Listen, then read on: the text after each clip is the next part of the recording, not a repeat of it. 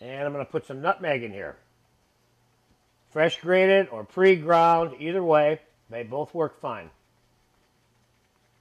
I'm never going to sit here and tell you about some fanatical need that you have to use fresh grated nutmeg. It just isn't that important. The important thing is that you understand the total way in which this item is made.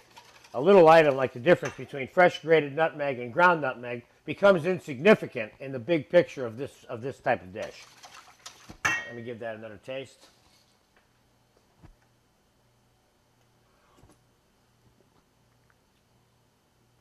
I think it's got enough salt in it.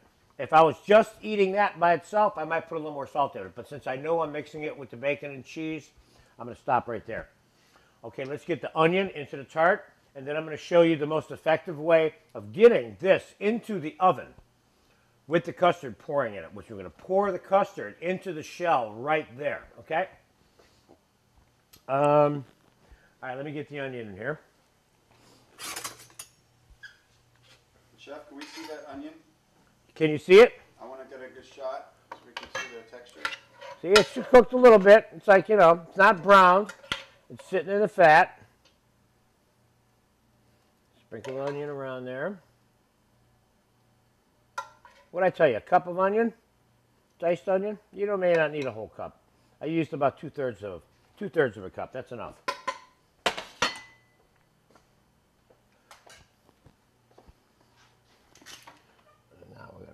Make sure that that's all spread around in there the way we want, okay?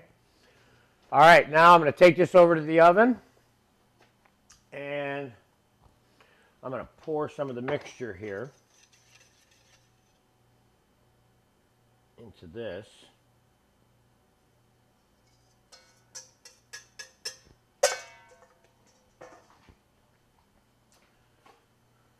Now, I reset the oven for 350 degrees.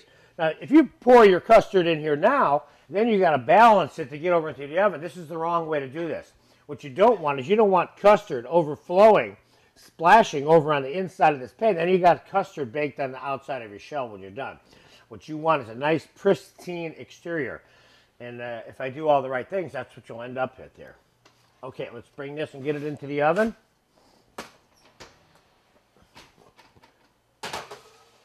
Now, this is the way to do this because now you don't have to worry about your custard sloshing around.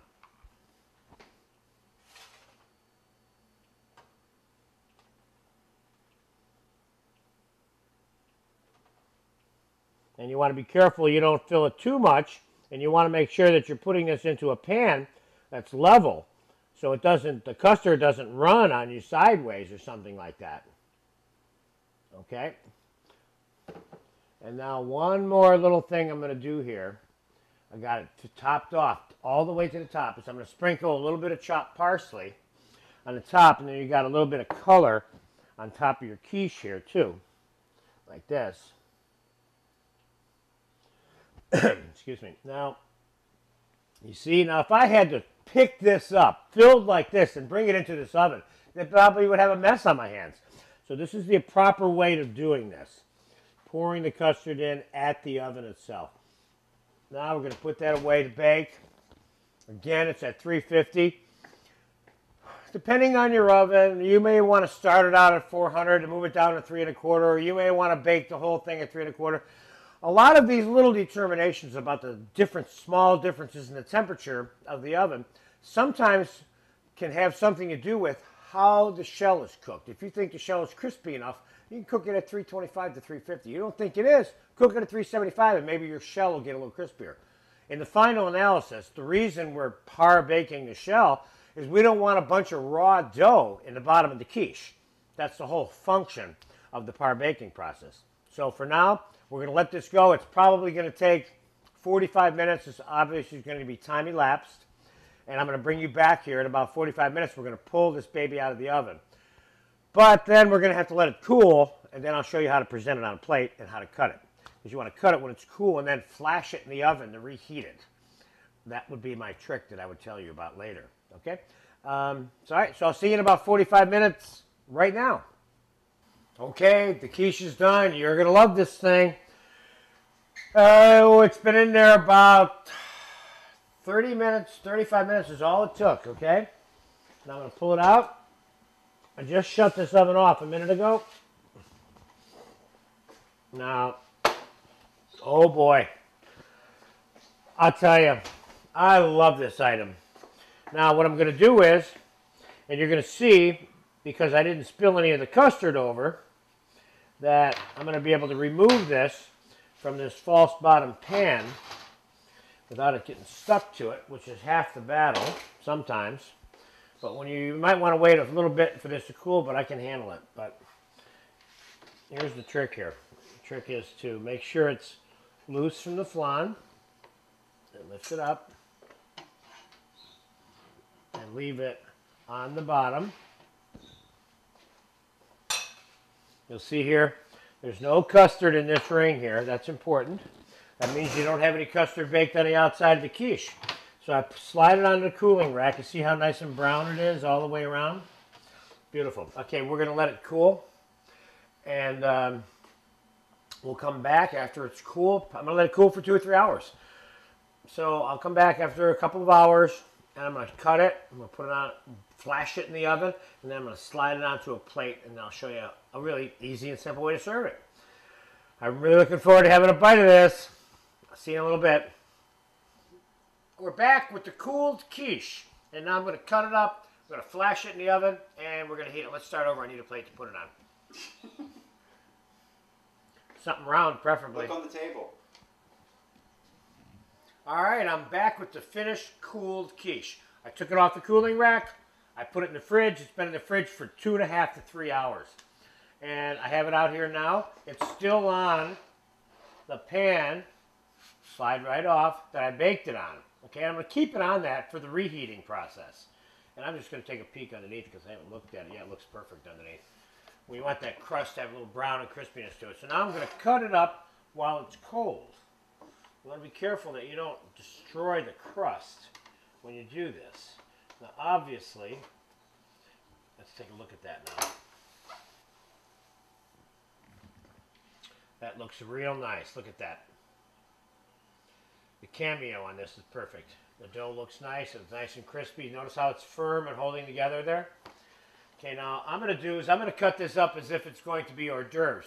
Now, if I wanted it in wedges, because I wanted to serve it as an appetizer or a first course, I would just cut wedges out of it like a pie. But I'm going to show you how to do it as an hors d'oeuvre, and you can cut it up into squares. And that way someone can come along to this plate and heat and eat a reheated square.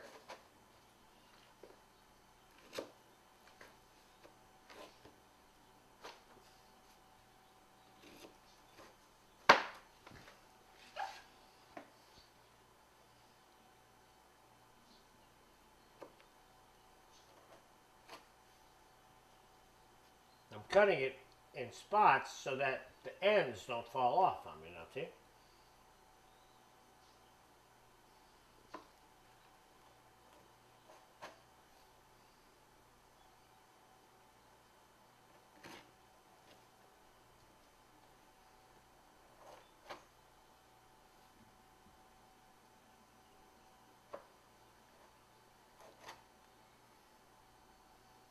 No, I'm going to pull it out. See, look at that. Let's stick it back in. Make sure you got the right size pieces in here. That's the beauty of having this be cold. You can do things like what I just did, okay? Now, I'm going to pick it up, if I can, in one piece here.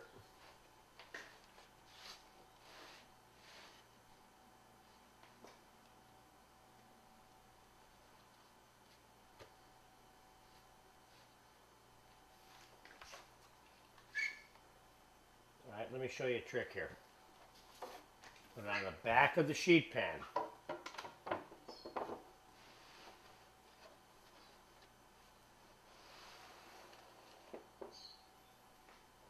This way you don't have to pick it up and put it inside the sheet pan. Beautiful. Now I'm going to pop it in the oven for 5 minutes to heat it up. And remember, this item doesn't even have to be hot. All you got to do is make it warm and it's fine, okay? So I'm going to pop it in the oven, pre-cut now.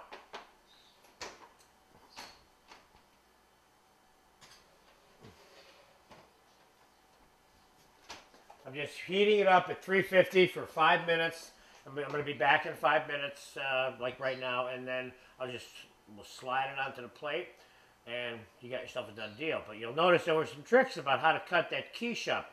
Putting it on the back of the sheet pan instead of the front, cutting the pieces so that you don't have a bunch of little corners falling off it. That way you can have a whole cut hot quiche sitting on your presentation plate. I'll be back in 5 minutes. Okay, the 5 minutes has elapsed. I'm going to take the quiche out now.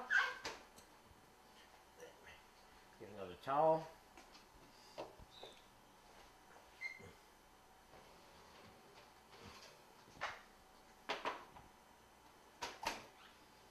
Now we have a nice warm quiche. Now watch what I'm going to do now. Watch. Hold on.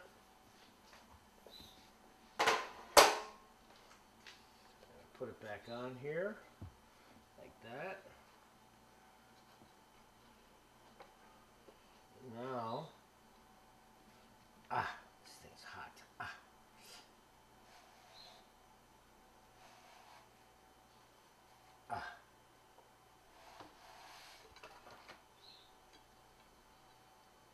Now we have a nice hot cut quiche in one piece, ready to be passed by your butler if you should happen to be lucky enough to have one, which I'm sure you don't. And I'm going to put a little bit of chopped parsley on here. And this, ladies and gentlemen, is a classic. And if you paid attention to this, and if you ever make this item, you're going to be thrilled. So good luck with your Quiche Lorraine. And remember, you can always change the ingredients inside. But going with what I just showed you is really good. Have fun with this item.